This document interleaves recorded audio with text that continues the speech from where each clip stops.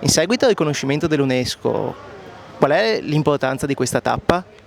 Beh, allora, oggi sicuramente è una giornata importante perché è la quinta volta in realtà che il Giro d'Italia passa per le colline di Conegliano Valdobbiadene, però è la prima volta che passa dopo essere stati appunto proclamati patrimonio dell'umanità. Quindi sarà sicuramente un evento molto importante perché darà l'occasione veramente di far conoscere, di far vedere a milioni di persone, quindi non soltanto in Italia ma anche a livello internazionale, come mai queste colline sono diventate patrimonio di tutti e quindi i nostri ciclisti avranno la possibilità di passare su 34 km che attraversano gli oltre 9.000 ettari che sono il patrimonio, la parte principale, la core zone di questo patrimonio dell'umanità. Quindi noi siamo molto contenti di poter essere presenti, di poter sostenere questa iniziativa perché siamo veramente convinti che sarà un volano insieme appunto al fatto che siamo patrimonio dell'UNESCO per queste colline che vedono proprio una nuova alba. Questa tappa attraverserà le terre del Prosecco. Sarà l'occasione per tracciare definitivamente una strada che collega Conegliano a Valdobbiadene?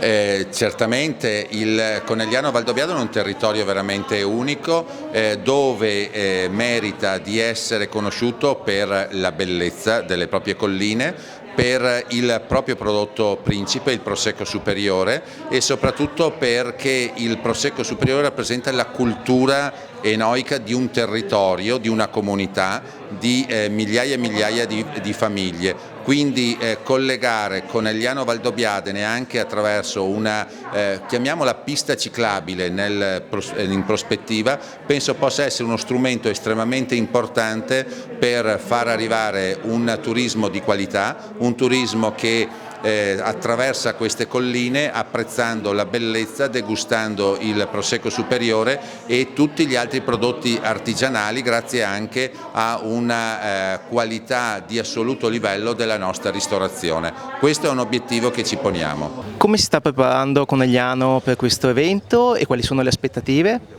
Le aspettative sono grandi, sono quelle per le quali abbiamo lavorato negli ultimi anni. C'è una tappa a cronometro Conegliano Valdobbiadene che segnerà veramente un grande impatto a livello mediatico per il territorio, non solamente la diretta ma anche tutto quello che precederà la tappa del Giro, per cui tutti gli avvenimenti che adesso stiamo concordando con il comitato tappa del quale faccio parte io, fa parte il sindaco di Valdobbiadene, e penso proprio che sarà un evento che verrà ricordato nei prossimi anni. Valdobbiadene ha la fortuna di ospitare quasi ogni anno un passaggio del Giro d'Italia e più o meno ogni 5 anni un arrivo di tappa del Giro d'Italia.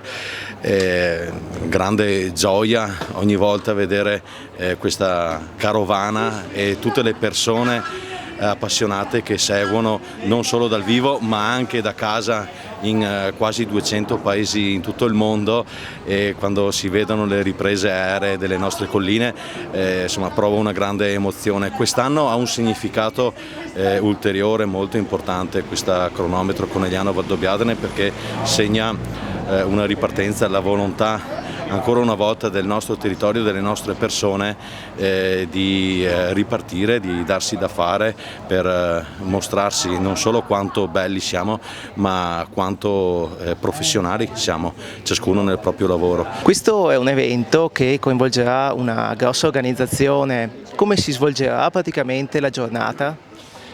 La prossima settimana avremo una riunione in prefettura, faremo un tavolo con il prefetto che ci darà tutte le indicazioni su quelle che saranno le normative per il pubblico, ci diranno quante persone potranno essere sul percorso e sulla base di quello poi struttureremo l'organizzazione della giornata.